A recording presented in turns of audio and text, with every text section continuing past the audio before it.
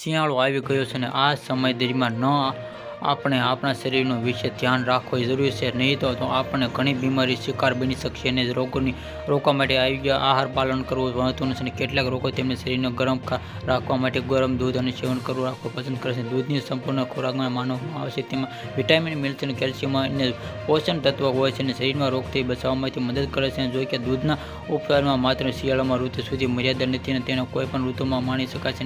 ઘણા માતા પિતા સૂતા પહેલા ગ્લાસ ગરમ દૂધ પીવાનો આગ્રહ રાખે છે. નિયમિત દૂધ પીવાથી ઘણા સ્વાસ્થ્ય માટે લાભદાયક મળે, પરંતુ શિયાળામાં ઋતુમાં ખરેખર દૂધનું સેવન ક્યારે કરવું જોઈએ અને શિયાળામાં દૂધ પીવાનું શ્રેષ્ઠ છે.